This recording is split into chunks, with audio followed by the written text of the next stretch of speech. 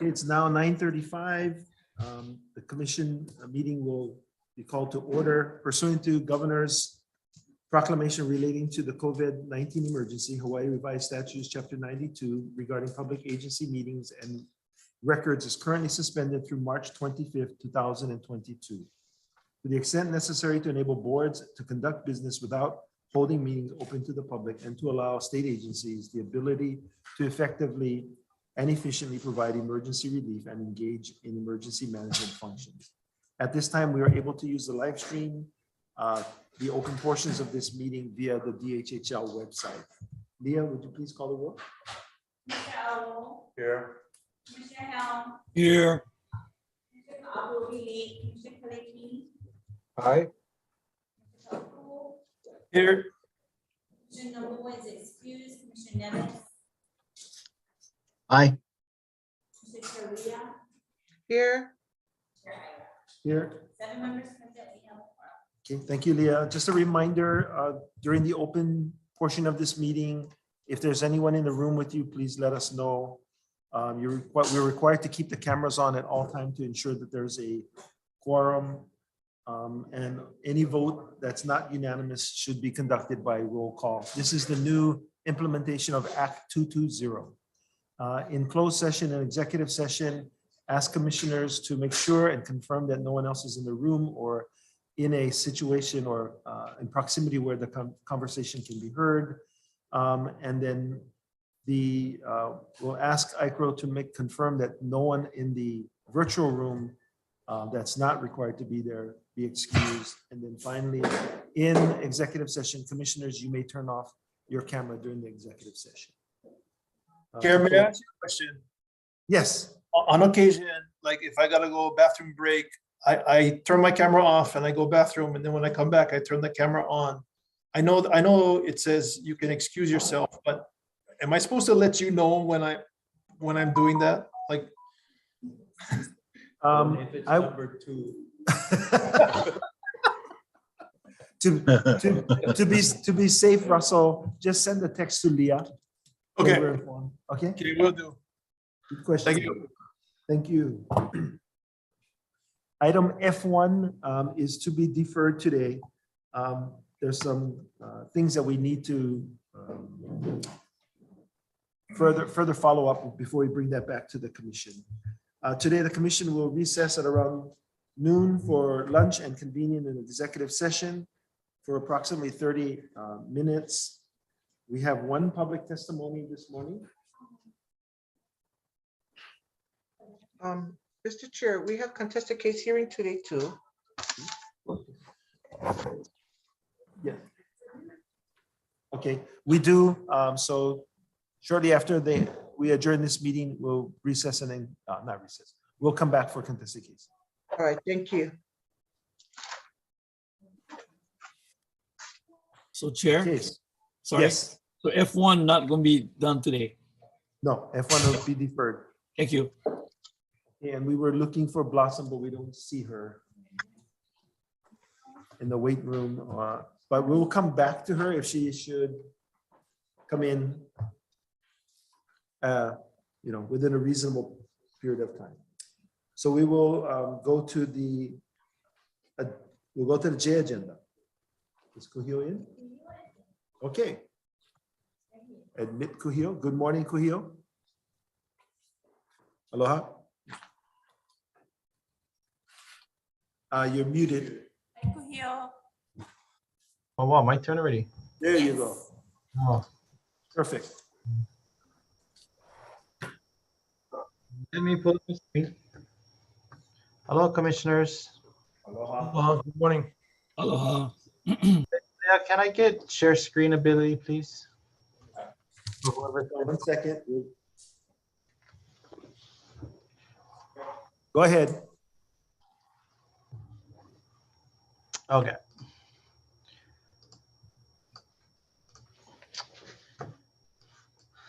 Hello, commissioners. First of all, thank you so much for the opportunity to come and share a little bit about the program that CNHA is administering on your behalf.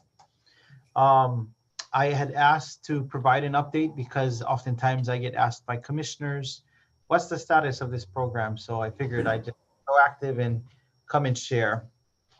First of all, just starting off with a little bit about CNHA briefly. Our kuleana to enhance the cultural, economic, political, and community development of Native Hawaiians. We just made 20 years. Last year, CNHA celebrated its 20-year anniversary.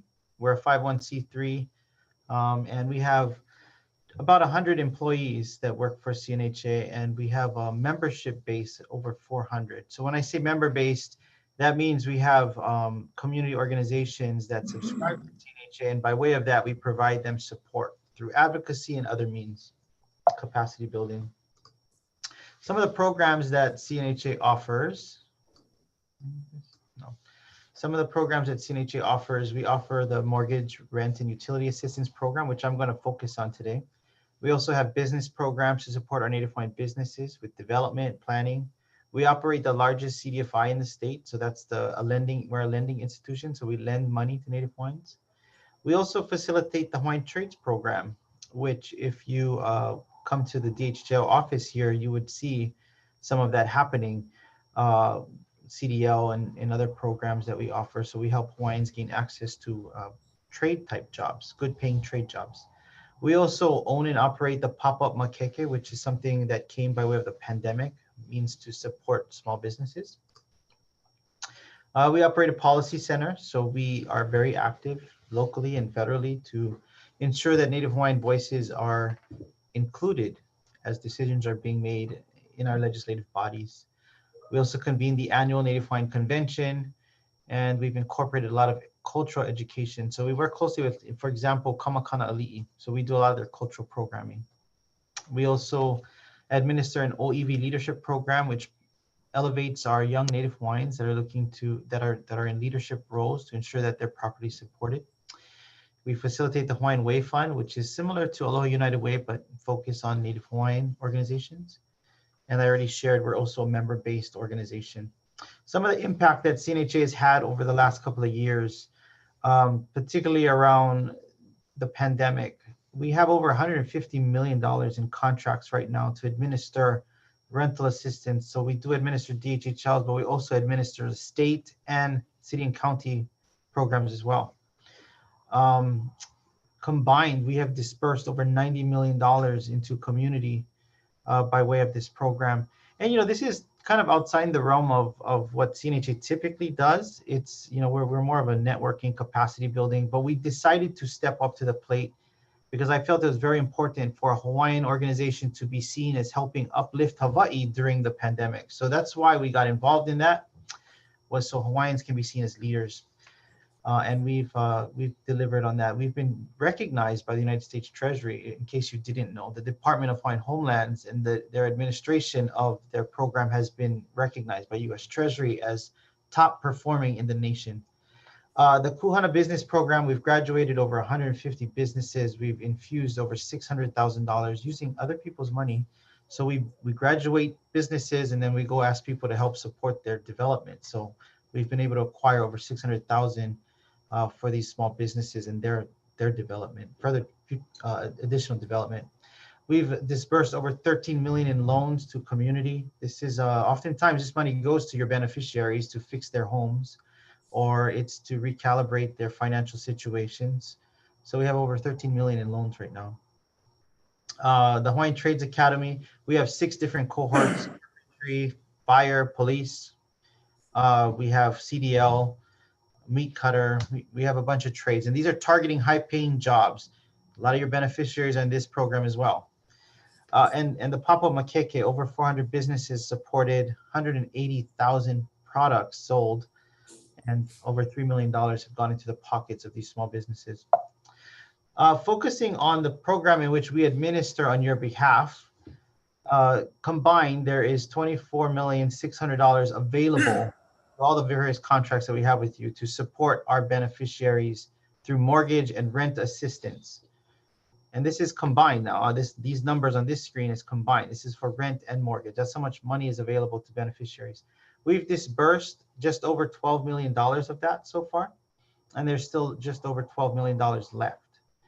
Mortgage assistance makes up $5.4 million, in rental support makes up just over $19 million of that $24 million number. This does not include the administrative fee that CNHA receives to administer the program.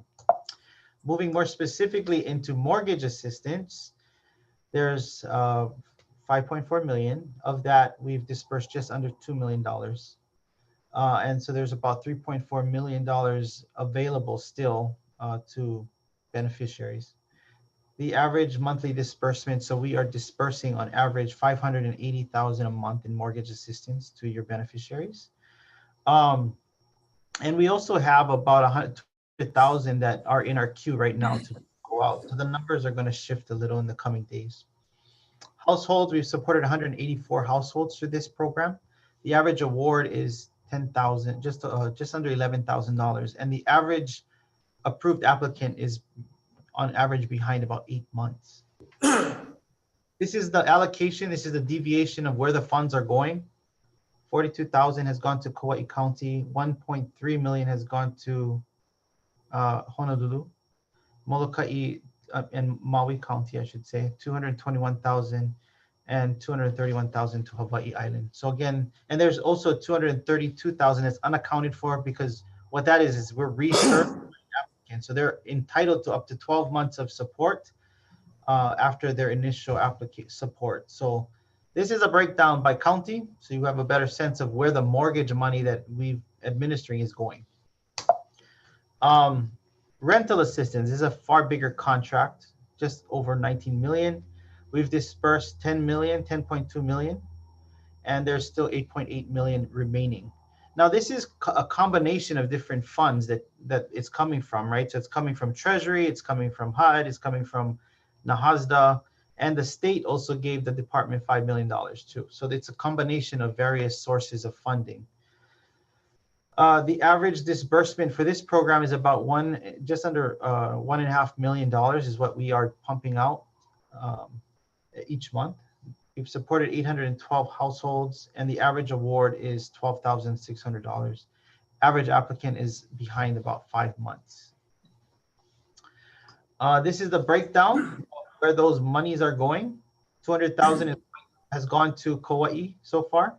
6.5 million to Honolulu County. $1 million has gone to Maui County, and 700,000 has gone to Hawaii County. And there is 2.5 million that's unaccounted for in that spread. And that's to, again, recertify applicants that are entitled to up to 12 months of support. So as an example, if they come to us and they're behind 5 months, we'll pay the 5 months. They're still entitled to an additional 7 months of support. So they'll come back and recertify, and we'll pay an additional support for them up to that, what's allowed. So that's a high level overview of where the money's going, how we're doing in administering it. Some of the challenges I would say with the program is each of the fund sources or contracts that we have with the department have different requirements. So, you gotta make sure you doing the right thing from the right source. And that's been interesting. We've staffed up, we've invested tremendously. We have, we have a lot of accounting support, third-party auditing services. We have legal counsel that's part of CNHA's organizational structure at this point. We have built a lot of capacity by way of these programs. And yeah, anyway, I want to answer questions. I know I only had 10 minutes. So Chair Ayla, if can, I'm open to questions. Sure. Commissioners, questions? Yes. Randy first, then Zach. Thank you. Aloha Kuhio, can you hear me okay? Mm-hmm. Well, I want to start by saying you were given the right name as you participate in our efforts to lift up our Native Hawaiians. I don't have questions, only wanted to thank you for all of your good work. I did not realize just how much you guys do for our lahui, and I'm very impressed with what you presented. So just wanted to thank you, and no further question. Mahalo, Commissioner. Zachary? Yeah, thank you, Chair. Thank you, Kuhio, for your presentation. I just wanted to ask, other than the relief program that you offer, do you have any programs for new mortgages? Like if someone wanted to apply for a mortgage loan, and what would be the qualifications for that? We don't have any loan lending programs, but I can tell you that oftentimes when beneficiaries are running into having trouble finding a mortgage lender, because we're also a HUD certified counseling agency. So we oftentimes try to help them connect with lending institutions that they may not know exist. Our loan fund's not big enough to support mortgages. So we try to work with them to get them credit worthy and then also help them find lending institutions that might fit their situation. Thank you. It's good to know. Mahalo. Thank you, Zach. Patty? Hi, aloha. Aloha, Kohio, how are you? Hi, Auntie. Thank you for your presentation. And first, I'm just going to open up with commending you for your capacity of CNHA. I think I knew you when you was in OHA and when you moved to CNHA, but the capacity of programs that you are initiating is just awesome. And it services a lot of our Native Hawaiians from whatever moku that you belong to. You know, from the mortgage rental assistance to Native Hawaiian assistance, I have witnessed a lot of in my community, my moku, a lot of help that the CNHA has provided on the Native Hawaiian rental assistance through not only through the 5-month period, but through the whole COVID. They had the opportunity to have an extension for 1 year, and it really helped a lot of the families that were really back in rental, whether it's electricity and utilities, to be able to communicate to your staff to get the help to fill up their applications and to get an email response and to walk them through. And that is really important, how to walk our beneficiaries through their, you know, and our kupunas, and some of them that were having tough times on the computer, but your staff are very trained properly of their patients and to help them through.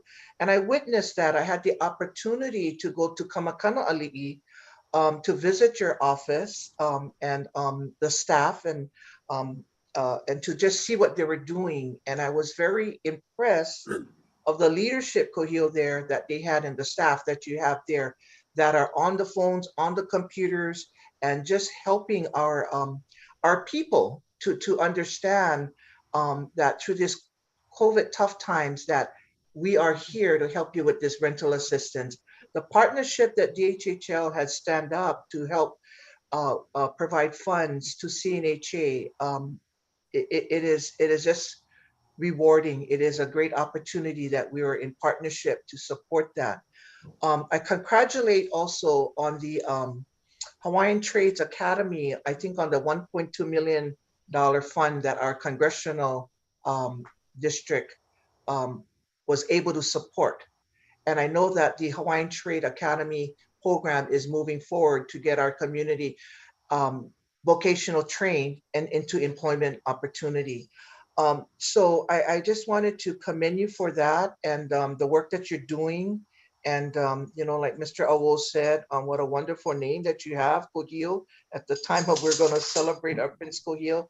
But thank you for your staff and the initiative that CNHA has been providing to our state of Hawaii and other islands as well. So mahalo, mahalo, Mr. Chairman. Thank you, Thank you, Auntie. Patty. Mike? Chair. Yeah, first off, Kuhil, I want to say a great presentation. And I too want to say mahalo for all the work that CNHA is providing to our Hawaiians and our beneficiaries. I think Patty helped explain a lot of it, but Kuhil, I wanted to understand. So you mentioned that CNHA is doing the rent and mortgage assistance on behalf of DHHL. And you mentioned there was 24 million and so much dispersed, et cetera. So how does that work? Does the 24 million come from DHHL? Or can you explain that a little bit? So you know, because of the pandemic, the federal government gave a bunch of monies to various state agencies, state entities, county agencies. So the department is recipient to some of those. That's how Okay. this all started. Was Treasury gave DHHL some money to provide rental assistance, but it's since expanded. The state was having trouble spending down their money, so they kicked some of that to DHHL, which is great. And there's also some money from your Nahasda fund that has also supplemented these programs. So it's a combination of various pots of money. None of it is coming out of the trust fund, though. It's all Fed money or Nahasda money. Basically it's all federal money. Mhm. Okay, yeah, that's what I thought. It's just great to for you to explain that in more detail. Appreciate it. Yeah, Kuhio. Great work again. Keep it up. Mahalo nui. Thank you, Mike. Dennis? Yeah, hello, Cleo. Thank you again, as all the other commissioners have mentioned, to you and your staff and what you provide for, you know, for Alahui. One of my one of the things that I'm interested in is your trades program, and have you extended that to other islands? Like I'm commissioner for Kauai, so we're interested in that program and moving those through. I know I've spoke to Connie Kapono Charter School. They have a trades program there, so I'm looking into KCC and getting them involved, so we could look at what they're doing on the Big Island is getting a lot and have them work on that. I think Connie Kapono right now is doing stuff throughout the community, working with kapunas, replacing windows and so on and so forth. So getting them some great experience. So I have some questions about what's available on the outer islands, and maybe if you could put up a list of who our contacts would be so we can make contacts with them. And one other question is on the rental assistance and these funds. How are we doing on the funds? What is the balance? How are, you know, what's still available? That'd be good information. You know, I keep trying to push our folks to, you know, you almost have to carry them by their hand to go get to apply. But, you know, I tell them, look, it's there. Here's the program. How many days I have to bring back the same piece of paper? But, you know, just telling them, you know, we don't, you know, because what happens is if you don't pay your mortgage, it comes to us, and then we have to go through that long process through a mediator to try to get you to where we started 6 months ago. So it'd be interesting to see where we are at and that balance, if you can explain. Sure, absolutely. Let me tackle this quickly. The first question relating to the trades program, we do have some programs on Kauai. We Okay. offer a police and fire program right now, but we just received, as Auntie Patty alluded to, we just received 1.2 million from Congress, from Representative Kai Kahele. And that money is specifically to enhance what we offer on the neighbor islands. So you're going to see a lot more. And I have been in conversation with Congressman Kono. So we're going to be working together with them to expand what we offer there. So what's being offered on Oahu will likely be expanding to the other islands more aggressively than it is now. Your second question regarding outreach, I'll say this. Now that the restrictions are coming up, I feel much more comfortable sending my staff out to engage our community, to ensure that those that need help know that it's available. You have adequate funds still available in the various accounts. So for mortgage, you have 3.2 million left. And for rent, you have about 8.8 million. So we still have some funds there. It's enough to last us at least another 6 months, at least. So Creel, you said on mortgage you had how much? I'm sorry. 3.4 million left. Okay, great. That's great information. Look forward to meeting with your staff when they come to Kauai. Thank you. Thank you, Randy? Chair. Thank you. Randy? Kuhio, an additional comment, you know, I just want to also acknowledge that with certain matters that come before us, we do see how your mortgage programs have helped our beneficiaries. I also want to add that I've had a couple of them come to speak to me about the benefits of having been a recipient of those funds. So just wanted to reaffirm that we recognize, acknowledge, and the beneficiaries themselves also appreciate what's occurring. So thank you for that. Now, the other thing, if I heard you correctly earlier, did you mention something about high-paying jobs? Mhm. Yes. So, part of our goal is not just to provide them rental or mortgage assistance, which is temporary, it's to help them find greater stability in life. And that's not just for those receiving aid through this program, but it's for our beneficiaries as a whole. So we offer these trade programs and we're targeting high paying trade jobs because they don't require college degrees. They pay really good, like operating engineers, for example, plumbers. They make it $70,000-$80,000 a year, and they didn't go to college. So if we can help our Hawaiians, who we know are crafty with their hands, get into these high-paying trade jobs, they have a shot at stability. They have a shot at staying home, and maybe even getting a home. So that's why we're targeting these high-paying trade jobs. And we believe it's something that it's a tool in their toolbox. So we've graduated hundreds of students. Many of them, we get the success stories that come in. I gotta tell you, a lot of them is homesteaders, but like the CDL program, I think more than half the graduates is homesteaders. But they went from making $12 an hour to $25 an hour, just by way of a little investment that we put to help them get their certification. So that's what I was referring to when I said high paying jobs. Okay, thank you. Thank you, Randy. Other commissioners? I don't see any, but before you leave, Kuhio, commissioners, I do want to remind you that we were first out of the box in April and May of 2020 to offer rental assistance.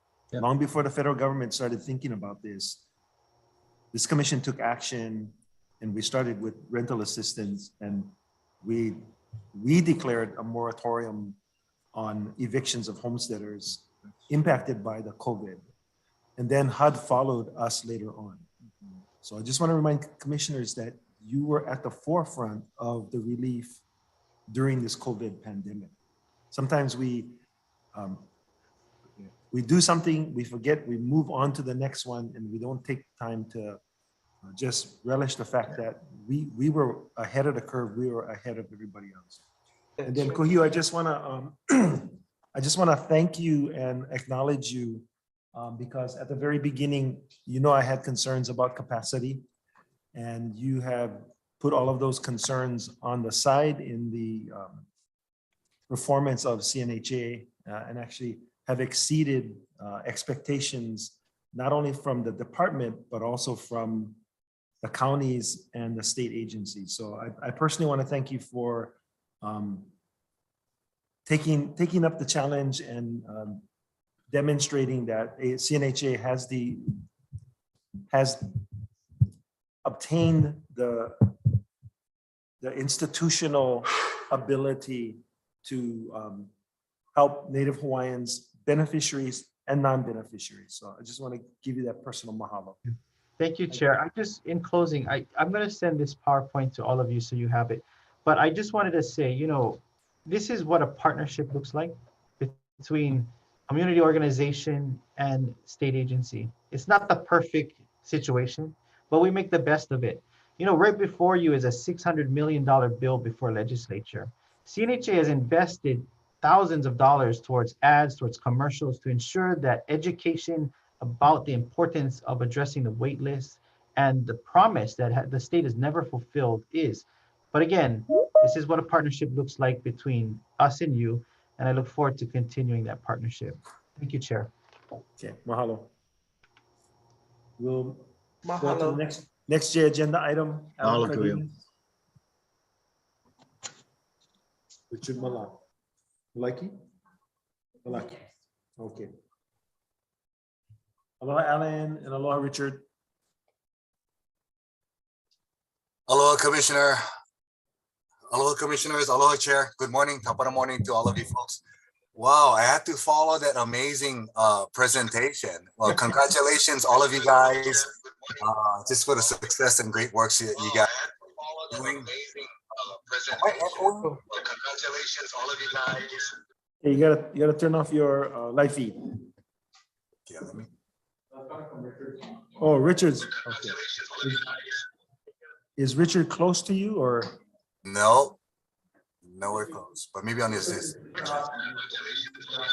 Okay, Richard, can you temporarily turn off your live feed for now so we don't get the feedback? And then come back on. Okay, I got it. All right. Thank you. Okay, Alan. All right. Hey, thanks again. Great job, everybody. Just amazing story to hear from Kuhio. Again, Alan Cardenas Jr. from Nanakuli, NSW.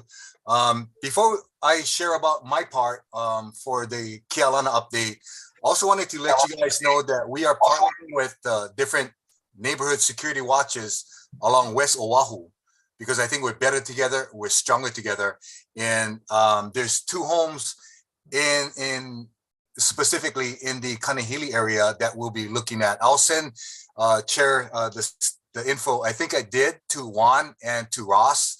2 homes in Kanahili that I think is a potential for transformation there. So I'll email that to you guys. But going back to Kealana Avenue, I wanted to keep that top of mind. This past Saturday, I met someone whose grandma and grandpa was the original homesteaders in Nanakuli. In regards to one of the problematic homes there, I had realized he had shared with me that he has been over the last 20 years out of the loop with what was going on his family's property. In the last 3 days, I've been meeting with him and working with the neighbors, just updating them of the current situation. When he found out what was going on in his grandma's and grandpa's property, he was broken. He was heartbroken. He wants to make pono. He wants to get the drugs out of that, out of the home and a property. His family had attempted a number of times to talk to one of their family members there to get them out, but they was met with fierce and hostile resistance. And he's asking for help. One of the things that he wants to do, again, we're gonna meet with him and some of the community neighbors just to make things pono, to make ho'oponopono. That's happening in the next 7 days. The second thing is that he wants to redeem his family name to make things right. And that will be by hopefully meeting with the department. He said the family tried years ago to meet with the department, but didn't get anywhere at that point in time. So he is broken. He wants help. I think if we can facilitate a meeting with them in the next 7 days, just to make things right with him, his family, the neighbors, and also, you know, if DHHA and the police could be there, that would be good.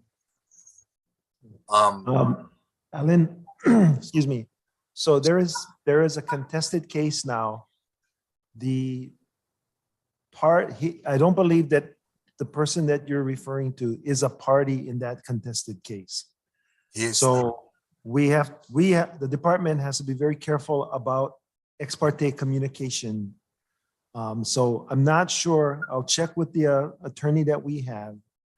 It may be that we're not able to speak to him because of the contested case process. I know that scheduling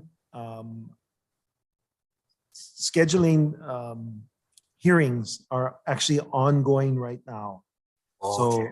So that's why I have to cut in and just alert you that I would prefer you not go into it too much more other than. Okay. So Chair, so clarification, so for the record, it was granted, it is moving forward, the hearing.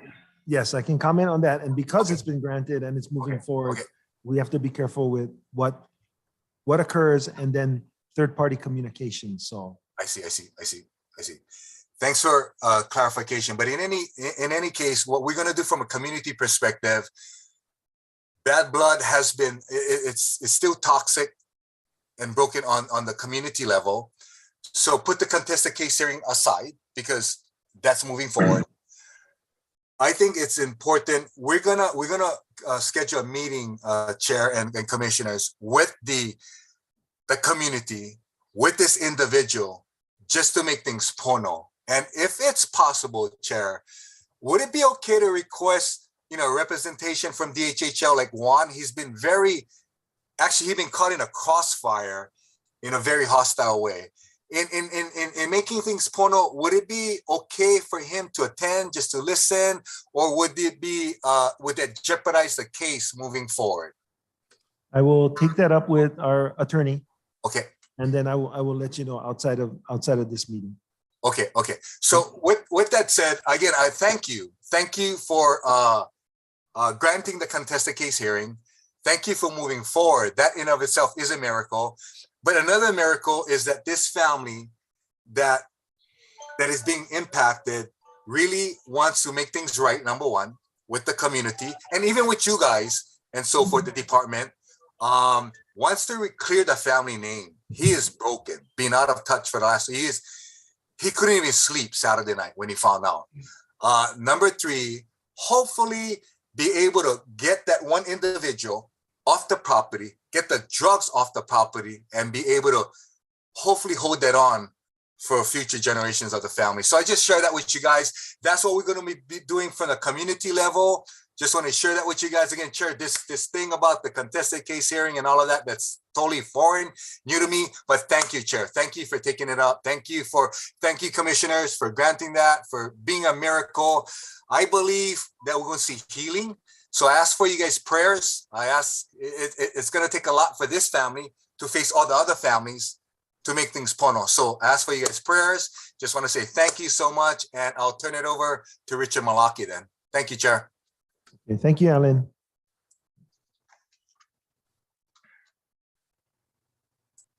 Richard, you're muted.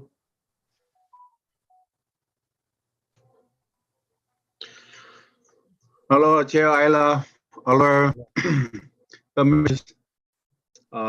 My name is Richard Malaki. I reside on 891143 Nani Place, and I'm currently a block captain for the Nanakulis Neighborhood Security Watch Team.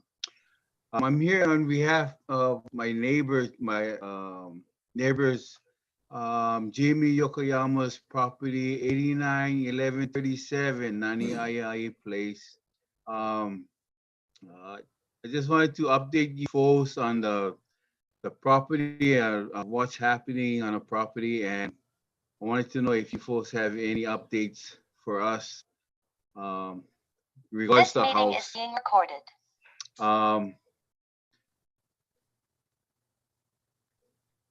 Hey, Richard, I don't have any updates with you, and in the room I don't have Juan with me, but I'll have him reach out to you with any updates. Okay, yeah, because right now I have pictures. I don't know if Pastor Allen could pull them up for me, but I had pictures of the yard and the overgrown brush and trees, and then I have another picture of the sidewalk, the mock orange tree covering the sidewalk. And one day, City and County came and wanted to know who owns the property, and I told him the leasee passed, and he said since the thing is overgrown, he's gonna start finding. When he come back, he gonna find the owner of the property because of overgrown brush over the sidewalk. And then lately it's been a lot of rats, mice, big ones too. And I talked to my neighbors there. They said it's in their house now. And yeah, just overgrown brush. Sorry, Alan has the picture, so I don't know if you could bring them up. And then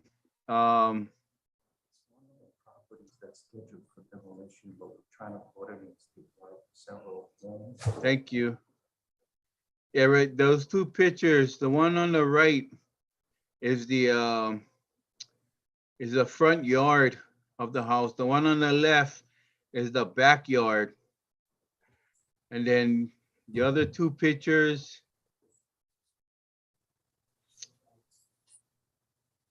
And then this is the one on the right is the side of the house. And then the Mock Street that is covering the sidewalk. Yeah, and then, I just wanted to know, and like you shared me that Juan's not there for the update, but I'll wait on that. And my other was about the, oh man, sorry.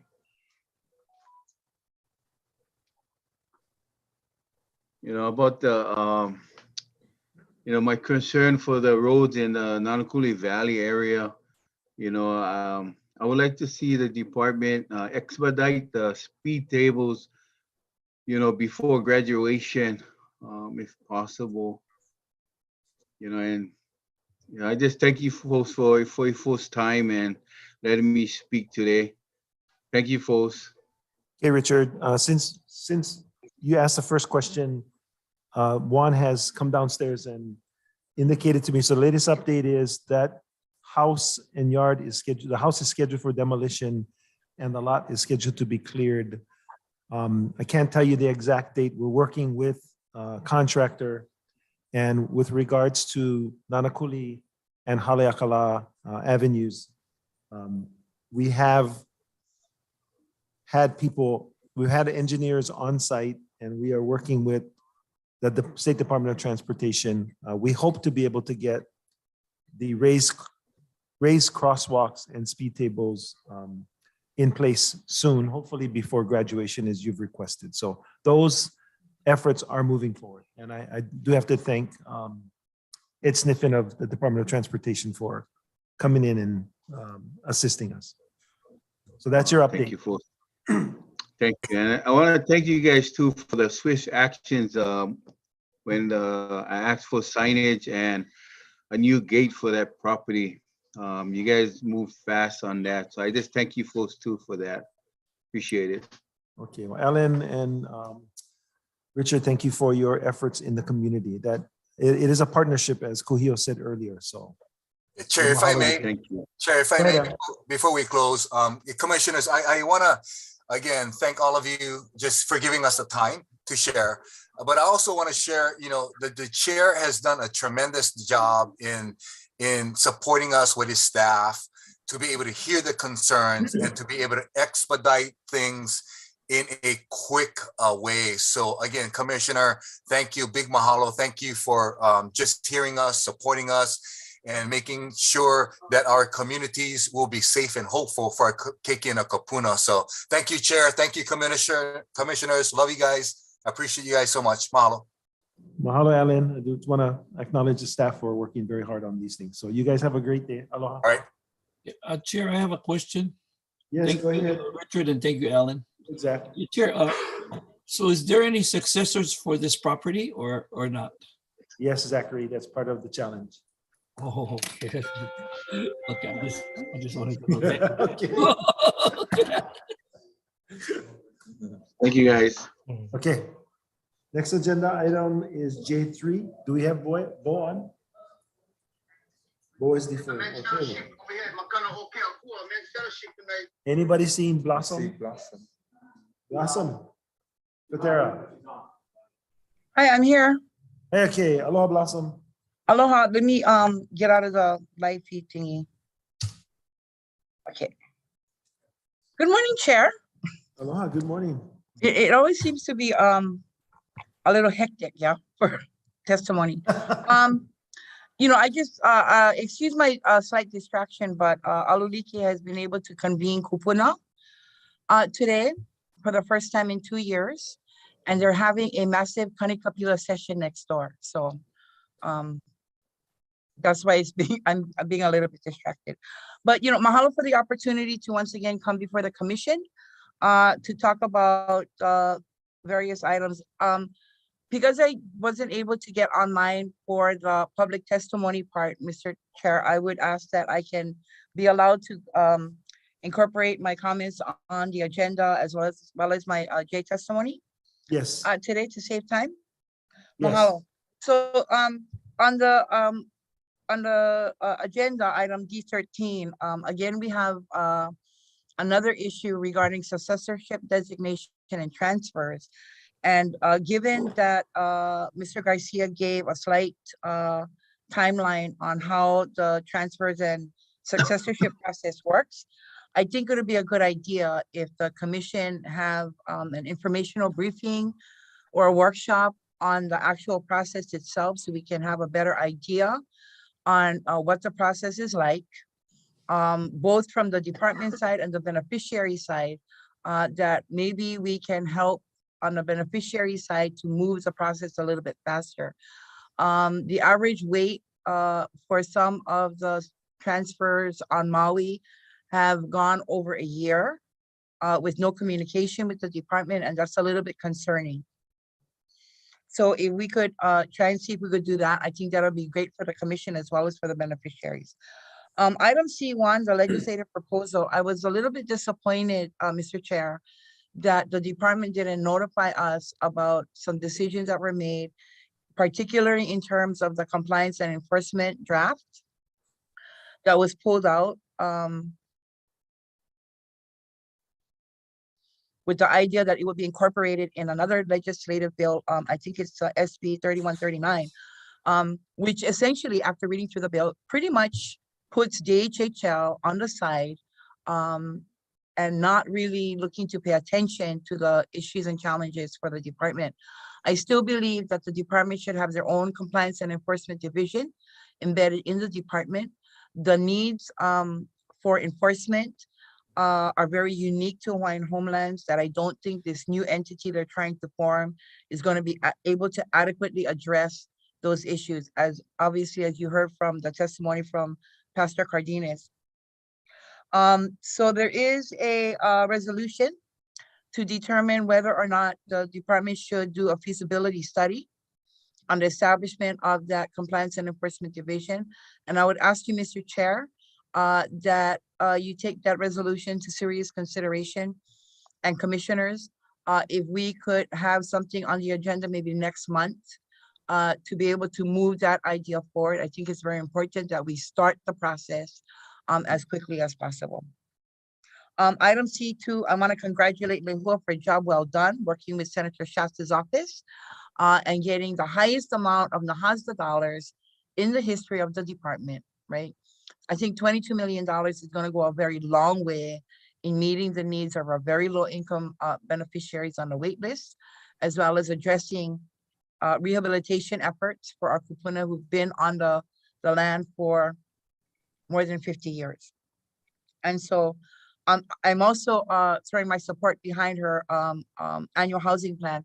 It's an excellent plan. She did a great job of laying out all of the different opportunities for our beneficiaries. And so I look forward to seeing that in consultation so that we can make further comments. Regarding item C3, I think it's really important. I want to thank the establishment of the TIG to take a look at items in from Act 14 that are still unresolved.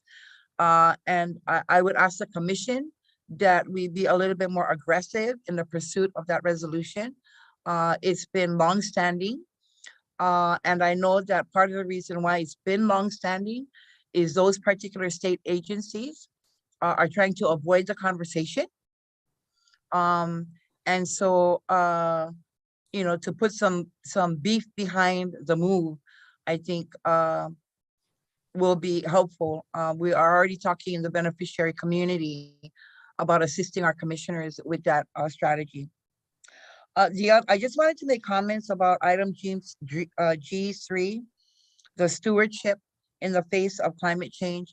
You know, our kupuna for generations have known and recognized that there is something wrong with our environment. And, you know, now after 30 years of listening to that, to finally see some things, I think that the ancient wisdom that our kupuna have about our environment, the shoreline, up Mauka, is going to be key to laying out a proper stewardship plan, particularly for places like Molokai. And I would encourage the commission as we move forward on this idea that we begin to assemble these practitioners of old and to start to gather that mana'o to create a true traditional stewardship program with the necessary protocols in place. So two things that I would like to ask the commission, and I'm slipping into my J agenda role, is that, first of all, thank you for making King's Landing a priority for resolution. And I would ask the commission to continue to keep King's Landing at the top of your priority list. 40 years waiting, I think that it's time for resolution, and I am absolutely grateful to the recommendations that were made by the TIG.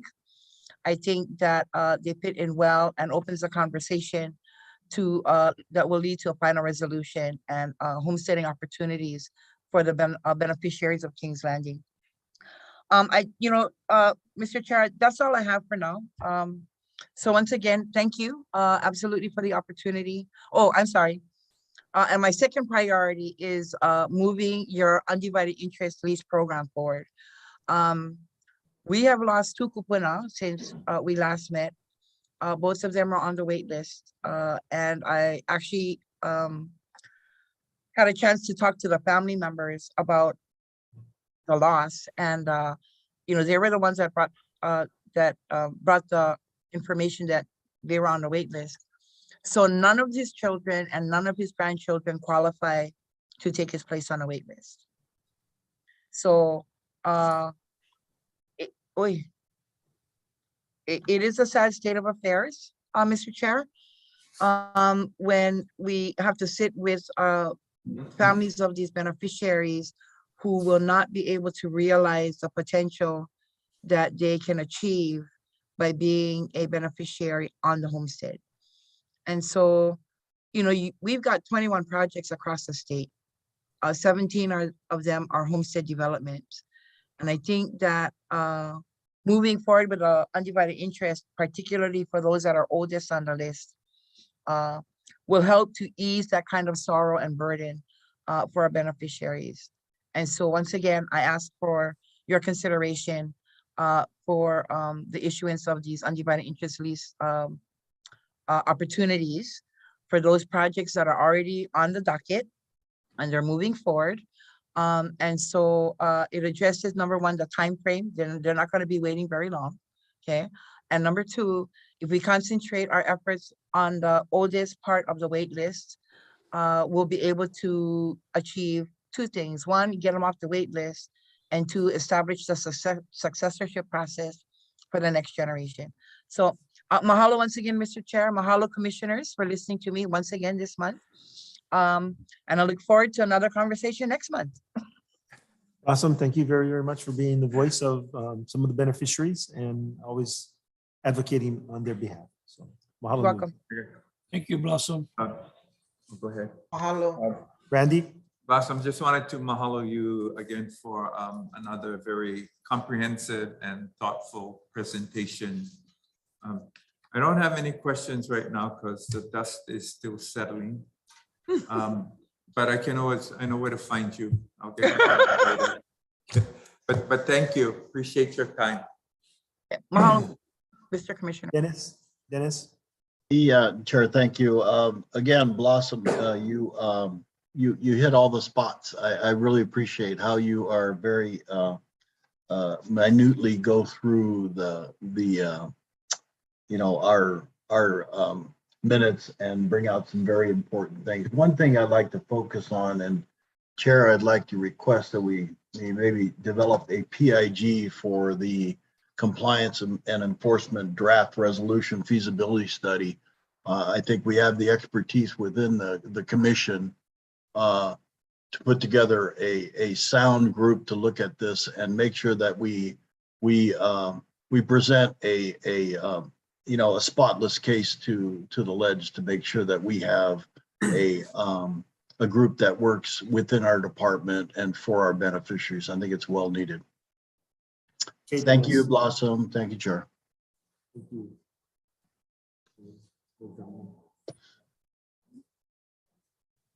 Okay, no problem.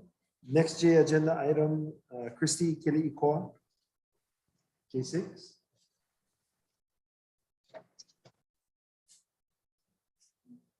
Christy?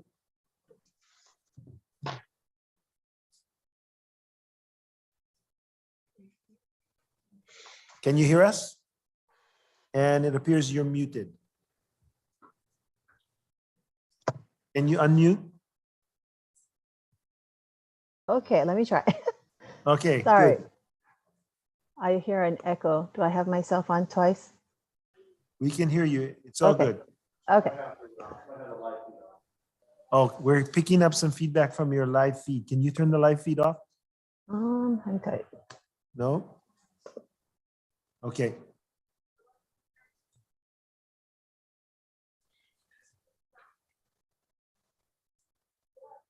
Okay, Christy, Can you can hear you come me? back? Yes. Okay. We can't see you though, so. Okay. you It's wanna turn okay. the As camera long on? as you can hear me, I'm okay with that. All right, good. Go for it. Okay.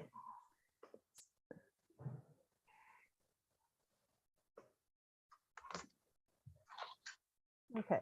So I just wanted to say aloha. My name is Christy Keli'ikoa, and I work as an executive assistant to Council Member Tamara Paulton, West Maui District.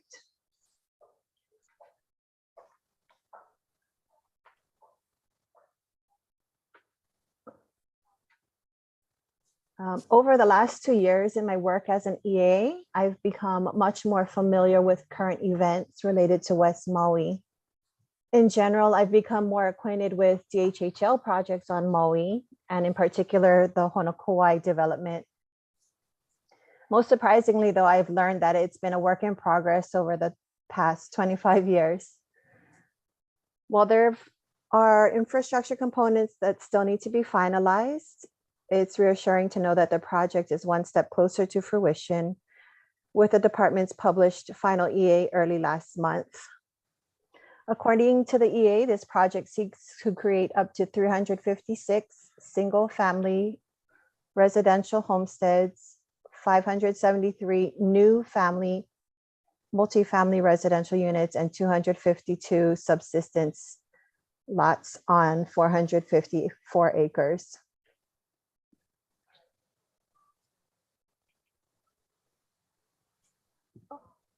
Sorry, I keep hearing myself like double. So the COVID crisis shed light on the value of not relying on imported goods and foods. Many beneficiaries are looking forward to the subsistence lots, as this type of labor of love provides that opportunity for families willing to do that kind of work. Furthermore, this project is critical in helping to address the current housing crisis, as well as providing housing in perpetuity. I look forward to the department's steady efforts in actualizing this project, especially since there are almost 8,000 applicants on the Maui Island-wide wait lists. Not only is the Honokowai project worthy of constant attention, so too are the other projects in West Maui.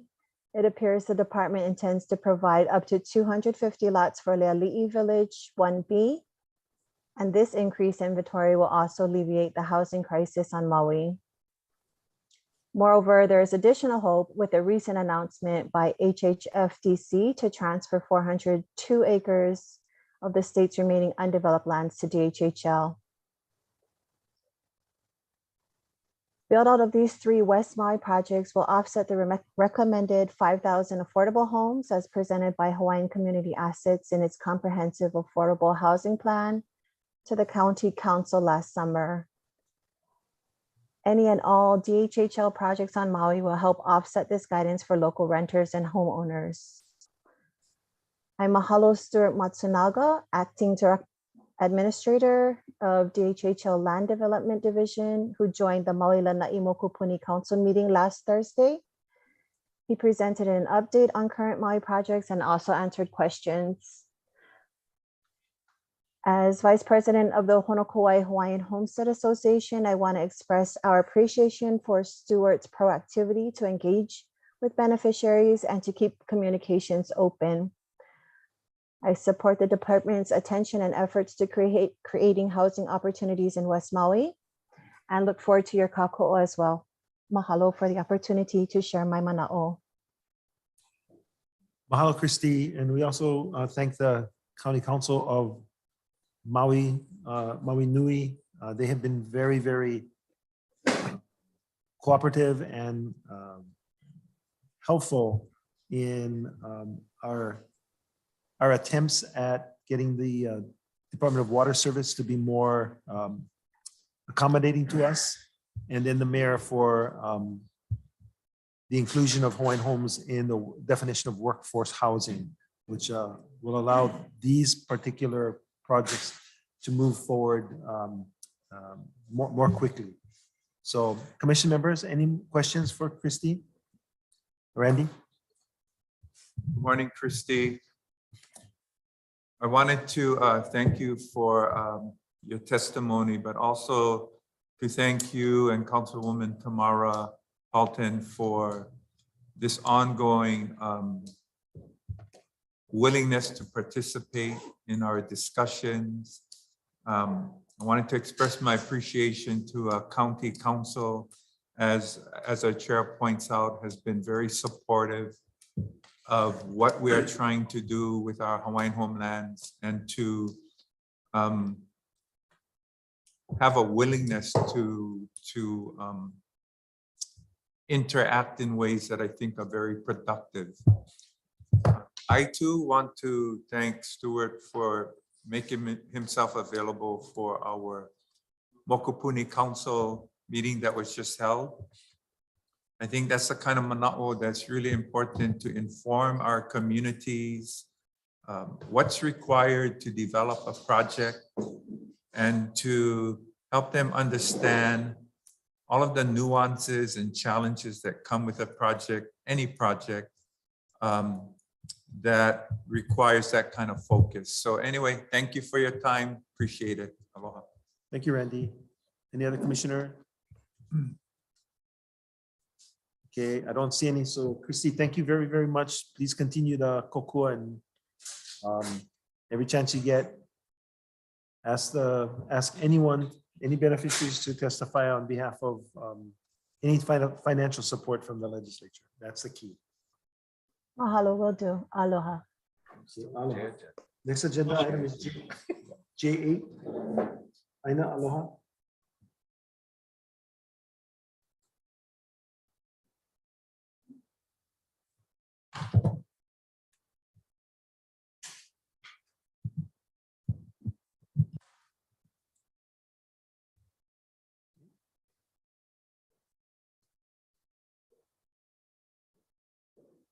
Okay, we can see you. Aloha. Aloha. Good. Good morning. Thank you for the opportunity to present today. I'd like to ask, do I have the opportunity to share screen?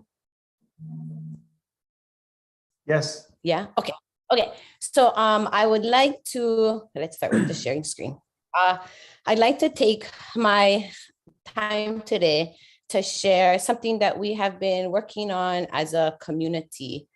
In our current, narrative between the community and the commissioners, it's been a long-standing dream of ours to create a website. And so I have been working on, for the past few months now, Malama Ka'aina, Hana Ka'aina, Kings Landing Community Association website. And I would like the opportunity today to share the website or highlight some of the website with the commissioners. So here we are. The website is malamaka'ainahanaka'aina.com, and I will be sharing it with the larger community this Friday to celebrate Kuhio Day. So this image here, I started with this image here because this keiki that you see on the front page of our website is the first generation of keiki to be raised within the Kings Landing and Maha community. The lands of Kings Landing have been inhabited from before contact. So when I say the Kings Landing community, I'm talking about the group that now resides on the lands of Kings Landing under the Hawaiian Homestead Act. There have been kupa who lived in these on this coastline since the time of our Ali'i and Kamehameha. So these keiki that you see here is the first group of keiki that grew up in Kings Landing. I'm in the middle, And to my right is Navai Laimana, who currently sits as secretary on our Maha board. And so these keiki here are from the Laimana Ohana, me and my siblings, the Ioane Ohana, as well as the Pelekane Ohana. And we are at a community fundraising event. And so the front page is titled Kekauhale o King's Landing. And here I took videos of family members and highlighted them into 4 themed areas. And so I'll read it from here. Kekauhale o King's Landing, the village of King's Landing. The village of King's Landing is home to Hawaiian beneficiaries who followed their na'au back to Aina. Each ohana cleaned and prepared their land with their own hands, laid the foundation for their homes, and raised their keiki on the Aina. The physical and strenuous clearing and opening up of land makes way for the spiritual healing of each native Hawaiian.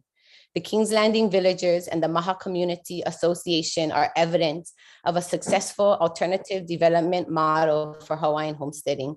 The villagers' rehabilitation is achieved by practicing ohana sovereignty, community self-governance, self-determination, ohana subsistence, and living with Aina.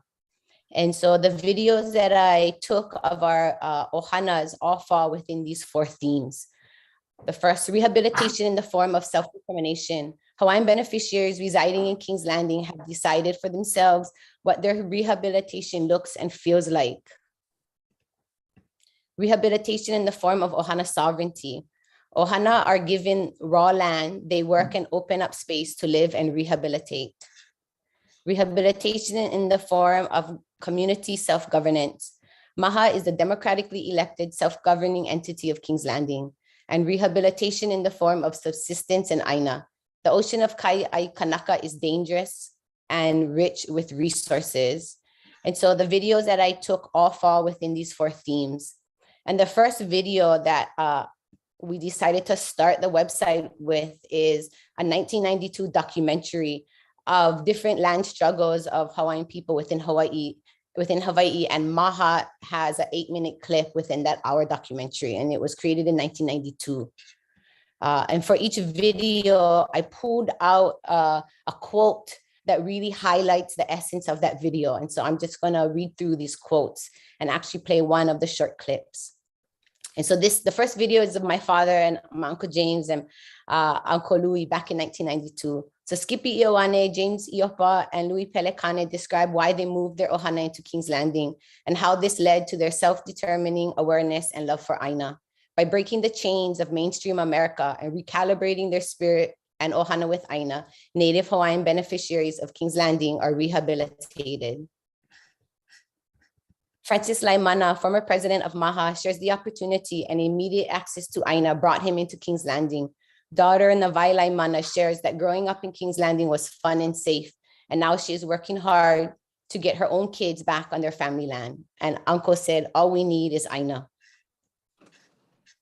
Russell Pakani, son of Uncle Bill Pakani, shares how his dad loved the Aina of Waiokawa, and his dream was to create an educational setting to teach the keiki, traditional Hawaiian practices, values, and subsistence living. We need to teach our keiki. They need to learn the ocean. They need to learn the Aina down there in King's Landing. A 70-year-old Skippy Ioane describes his love for King's Landing, the village life, and the people of Kekauhale or King's Landing. Beautiful, beautiful. I was so in love with Aina, I was overwhelmed. I love it, I love it, I love it. And this is my Uncle Wason. Current president of Maha, Wason Ioane, describes how the seclusion of King's Landing and his love for Aina supports his rehabilitation as a Native Hawaiian beneficiary. Skippy's keiki described village life in King's Landing. Ha'awina Wise shares the story of her birth and connection to her home of Waika'alulu. Living in King's Landing connected her and her siblings to the Aina, ocean, and village lifestyle. The subsistence lifestyle trained them to become practitioners of the ocean. Ha'awina shares how the Kauhale community was very safe.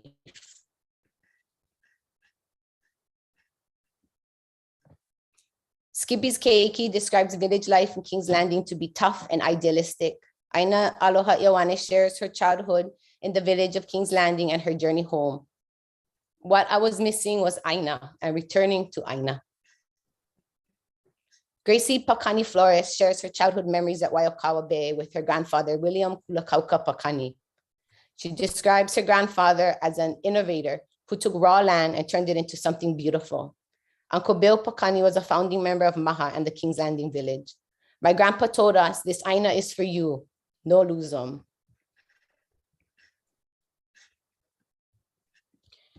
Kili'i Skippy Ioane is one of the 4 founding members of Maha. He was Maha's first president in 1982. He describes the beginning and formation of Maha began with good luck and a pro-Kanaka Department of Hawaiian Homelands. Current president of Maha, Wason Ioane, describes how village life has changed over time and his hopes for the future of Maha and King's Landing.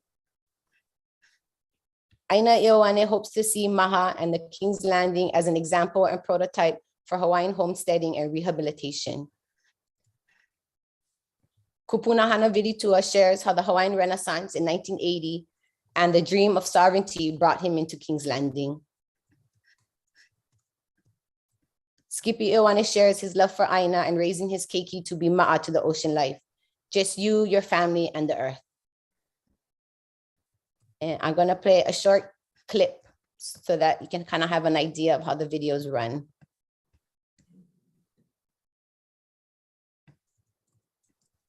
Actually, I got in here to your brother. When I moved from the mainland, that was the easiest place for me to stay without paying rent. I think I was working with my cousin Fred Boy. And then he introduced me here, and then I got stuck since. Came in and out a couple times, you know, live in here for 3, 4, 5 years, go back, live with Wanda for 1 year, come back with him. Once I stayed here, I think it was a continuous over 20 plus years since I stayed, a continuous, nonstop resident. I'm a resident guy from King's Landing. I'm not a picnic guy. This is not a beach house for me. And I cannot beat this way. Not like everybody like that. I like being alone. I don't like people. I like my family, but when I run away, I don't like nobody with me, and this place gives me. You know, I like wake up to the trees and the ocean and the mosquitoes and the bugs. And it's not. I cannot find a better place for me to live. Not rough to me now. The beginning was. But what I don't miss is not going outside. I love it. I love it. Sometimes I wish I could just stay in. If I had icebox, I don't come out. My icebox broke, so I gotta come out and get ice and gas anyway. And living out here, when I get all pissed off and I like fight or grumble with anybody, come home. Because if you like beef diner, you're gonna lose anyway. You know, no matter the diner's still betting 1,000. So no matter what I do in the diner, I'll do the same. And that helps me to say, everything is all right. Because nobody around me. And I just love it. That's why I'm here. And like I say, you get abundance of food, abundance of OPE, limo, and everybody tell you get so much. How come you guys don't get them? That's the best part. You got to go in the water, tell you. That's what I love about here too. I can only go when the ocean let me go. If not, but still get abundance of food. I don't go no more because I eat it.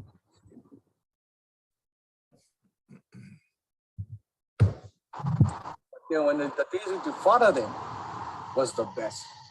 Uncle Jordan, we used to stop on the street all the time in the road. I mean, 2-3 hours. Yeah, and just talk story. If somebody doing a project on the site, people drive by. Next thing you'll get about 12 cars. Help it out. That guy's going to store by beer, somebody making poo-poo. And I don't no more that anymore. Nobody just stop by, say hello, and stay. And they drive by. And that I miss. But if the older ones, they used to come. When we used to go potluck at the meetings, I mean, one time your father, he was the best. Okay, we're going to clean all the bushes. So he told everybody, bring your junkas. And we're going to chain them to the bush. And a couple bumpers came out. But when you take the root out, the tree no grow. We used to have a hibachi contest. You get the nicest, the bestest, and everybody come with the help. That's what I missed. That's why I get nervous about what we're going through now. fuck, I've never lived outside before, except with Wanda. That's it, I never did. All my life is in here, so oh, fuck, what am I gonna do? I don't like living with my kids. But that makes me scared when we're going through this, because I love this place so much. Please give us space. Please give us. Aloha, Aina Loa, if you could start wrapping up. Yep, sure. And so the rest of the website, there are many different tabs. The second tab is the land back journey. And so this outlines the story of the Department of Hawaiian Homelands and the beneficiaries of King's Landing. All of the information pooled within this journey comes out of our management plan. It starts with the land tenure of King's Landing during the time of Kalaniʻopuʻu and Kivala'o, all the way down to the awarding of the lands of King's Landing under the Hawaiian Homes Commission Act. And then follows through with pretty much our story of how the narrative between Maha, King's Landing, and the department, of when my father moved in, when Uncle Bill moved in. We researched and found any of the old images we could find of us building our first community center, all the way down to our current time in 2022 and our movement forward with the commission in securing land security. And then the next page is shares the Lonoika Makahiki celebrations with the King's Landing community and the Maha Association, which my father started in 1984. And then these other tabs, I pulled out any newspaper clippings that involved King's Landing and Maha. The King's Landing beneficiary page will list these Hawaiian beneficiaries have lived in King's Landing and have been rehabilitated by Aina. Some continue to live in King's Landing, some have relocated due to the threat of eviction, and others have died, all while waiting for leases and land security. And so this page is important to me because it starts with our 20 kupuna who have since passed while waiting for leases in King's Landing. And then it lists our current residents as well. And the Maha board page will list all of the Maha board members from the beginning in 1982 up until 2022. I just wanted to read 1983 to 1988. Our kupuna was Uncle Bill Pakani, William Kulakauka Pakani. The president was Kili'i Skippy Iwane. The vice president was Auntie Audrey Pakani. And the secretary and treasurer was my mother, Carol Iwane. So Maha was established in 1983 and continues till today. And the documents page is the last page that I'll be sharing, because I'm an educator. The website, the intention of the website was to share our story, but also to be useful in education. So all of the documents that I refer to in any of the pages are listed on this page as a PDF. It has our management plan, both of our right of entries, and any type of agenda that lists King's Landing in a DHHL meeting. Mahalo. Aloha, Aina Loa. Very substantive work that you put together. Commissioners, questions? Mike?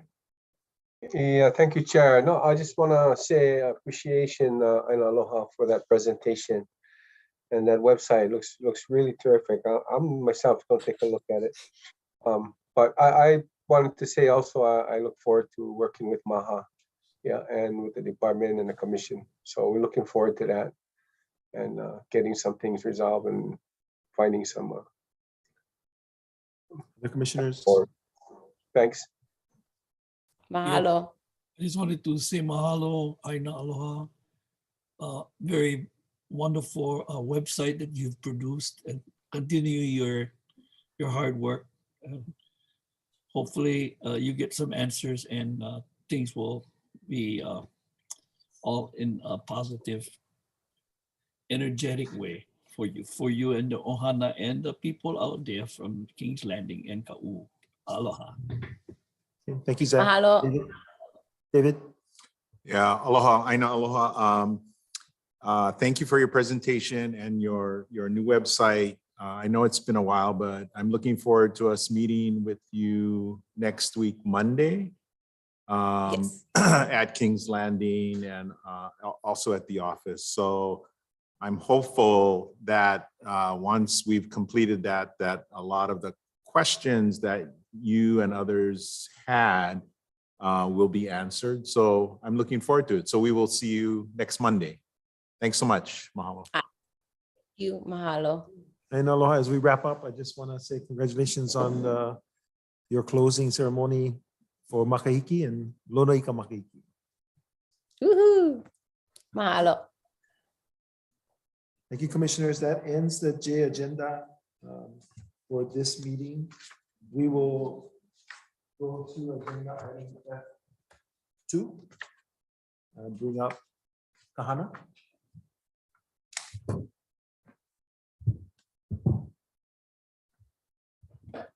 Aloha and good morning, Commissioners. Kahana Albino, Acting Administrator, Land Management Division. Item number F2, Land Management is seeking the approval, the Commission's approval to issue a first amendment to right of entry. First amendment to right of entry number 701, issued to Hawaiian Telecom. Can I have a motion to consider staff recommendation? So moved. Second. Again, approval of this amendment is subject to the following conditions. The term of right of entry 701 shall be extended for an additional 12-month period commencing on February 4th, 2022. And two, with the exception of the current requested action, all of the terms, conditions, covenants, and provisions under right of entry 701 shall continue and remain in full force and effect. Okay, Joby. Commissioners, we just wanted to let you know that representatives from Hawaiian Tel are also on the screen with us. So there's Dan Masutomi, who deals with all of the boots on the ground installation concerns and issues, and Steve Golden, who is in charge of their government relations, in case there are any questions you may have of Hawaiian Tel.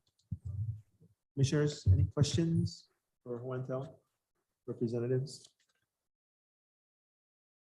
This is an extension of the right of entry, which allows Hawaiian Tel to operate the Paniolo system. No, this is just Maku'u. Maku'u, I'm sorry. Yeah. So Maku'u is a community that predates 1995. As you may recall, the Hawaiian Tel was interested in upgrading the fiber in that community.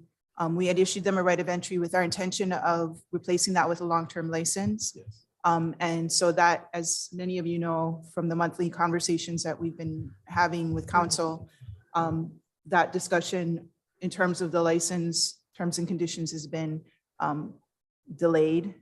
So this is simply an extension of the time in order to allow for those discussions to continue to move to a long-term disposition soon. Okay, thank you for the correction, Joby. Commissioners, questions? Oh, Mike, sorry, I didn't see your hand. Oh, thank you, Chair. Thank you, Joby. So yeah, I was just curious as to the time frame, the anticipated time frame to complete like the infrastructure. I know that was the intent, yeah. So what's the timing? Where are we at on that? Actually, since good morning, commissioners. Since being awarded the right of entry, we have placed fiber to every single residence in Maku'u farm lots, and we have about 30% penetration right now of customers that are getting high-speed internet from us. And that includes also the Maku'u farm lots marketplace that we also took fiber to.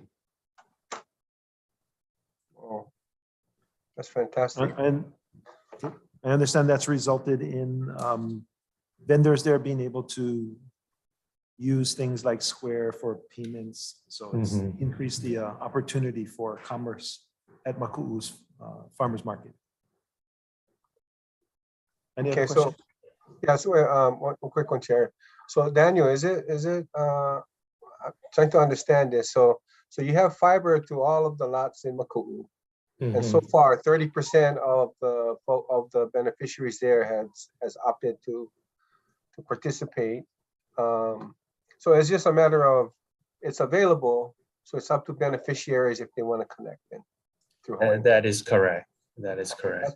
That's And fantastic. when we typically go into an area, we see about maybe a 20% penetration in the first year. So having 30% actually is a pretty good number for us.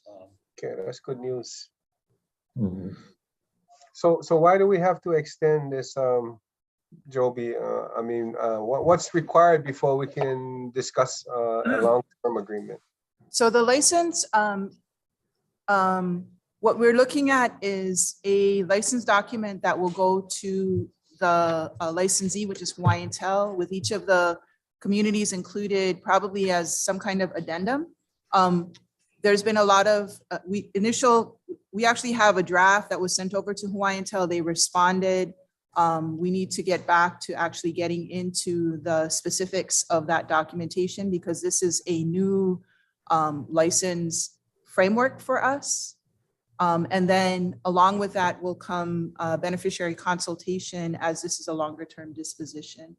So, yeah, so, you know, I don't want to say I don't foresee problems because I don't want to jinx it, but it should just be like the typical kinds of issues that need to be negotiated. One of the, for the commission's information, one of the more complex issues for us was the determination of the fee.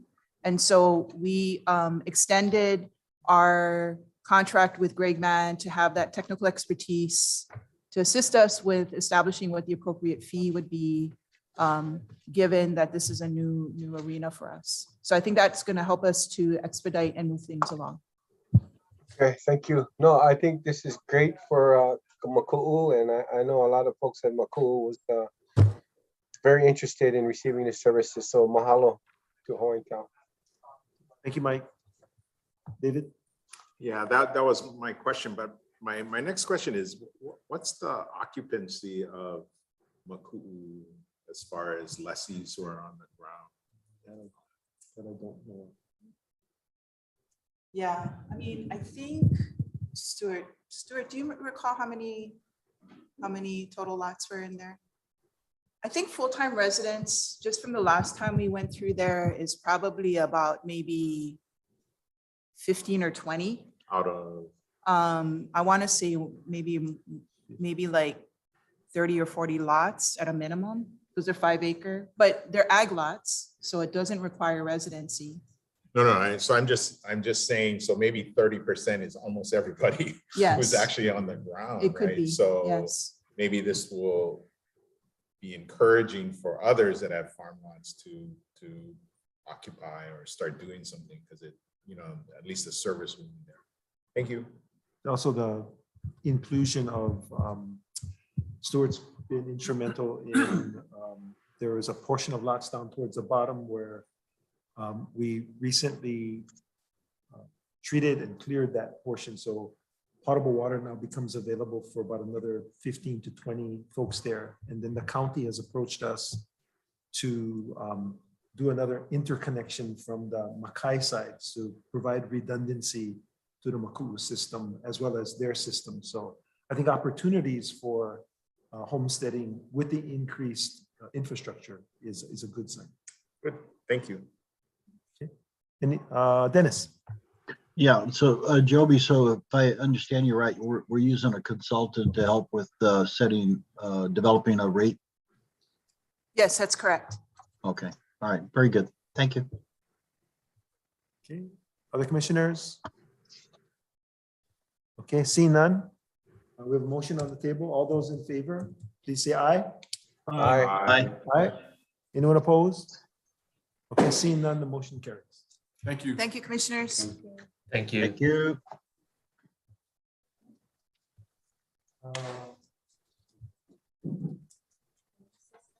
Yeah. Commissioners, with your indulgence, why don't we take a 10-minute break and then come back and get ready to go into executive session. Okay, recess. I've been working hard all morning. I'm ready.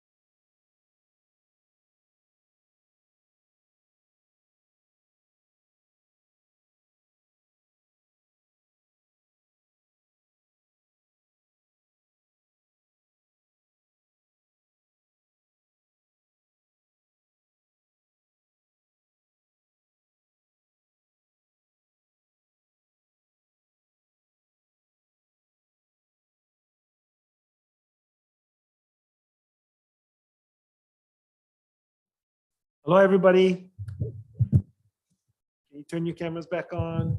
2, 3, 4, 5, 6. Okay, we get quorum already. Okay, commission meeting back in order. I will, thank you.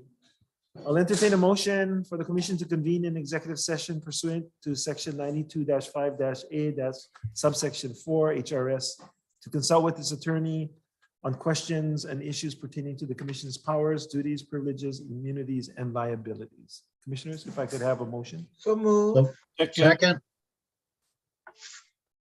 Okay. All those in favor of going into executive session, please say aye. Aye. Anyone opposed?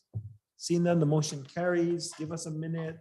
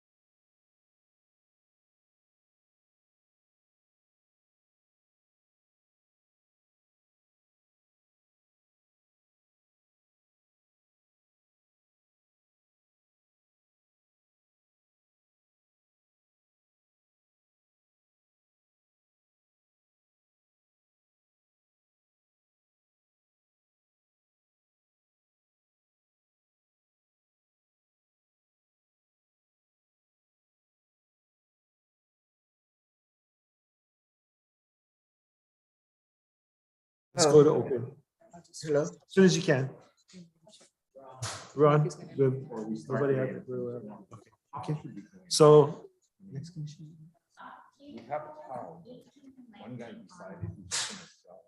Okay, the next commission meeting is April 18th and 19th on the island of Molokai. However, it's a hybrid meeting, so some commissioners will be attending virtually. We will have an on-island place for folks to testify from Molokai in person. That's part of the hybrid. Oh, I thought hybrid meant you could wear a dress. This guy, David. Okay, this meeting of the Hawaiian Homes Commission is now formally adjourned. Commissioners, stand by for